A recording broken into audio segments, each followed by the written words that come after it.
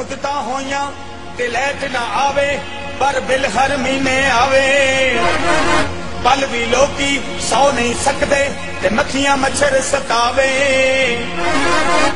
مسجداں قبراں دے بلاں وچ T V tax پیا آوے بجلی چمکے تے مینوں پین بھلیکھے تے میں بھج بھج بٹن دباواں ٹیوبل موٹر بند نے سارے تے میں بچیاں نو کنج نواواں جے پایا تساں لائٹ نہیں کھلنی تے ایک مشورہ میرا من لو کی مشورہ پٹ لو کمبے پٹ لو پٹ لو کمبے پٹ لو پٹ لو کمبے پٹ لو پٹ لو کمبے پٹ لو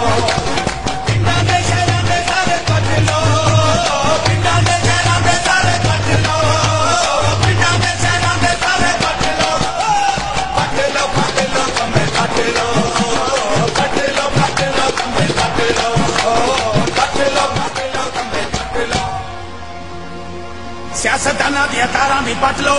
ریلوے دیاں تاراں بھی پٹ لو چوری دے کنڈے بھی پٹ لو سٹیل مل دیاں تاراں بھی پٹ لو اسمبلی ہال دیاں تاراں بھی پٹ لو او جے ہمت جے تے اے فوجی تاراں بھی پٹ لو پٹ لو کمبے پٹ لو پٹ لو کمبے پٹ لو پٹ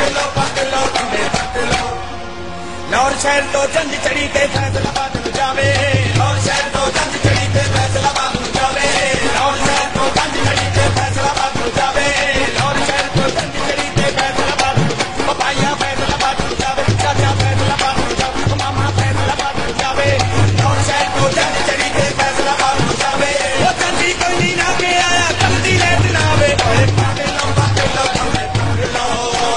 پٹ لو کمبے پٹ لو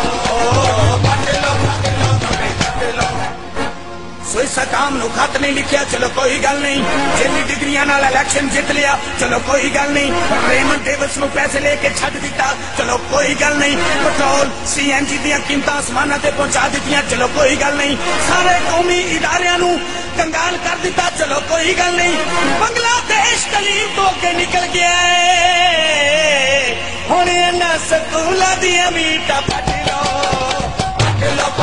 کمبے پٹ لو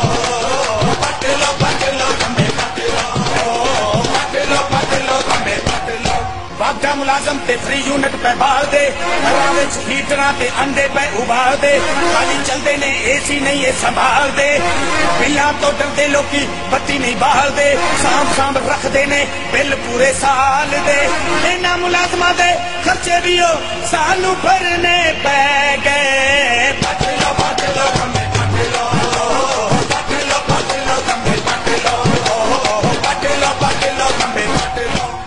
پنڈاں دے شہراں دے سارے پٹ لو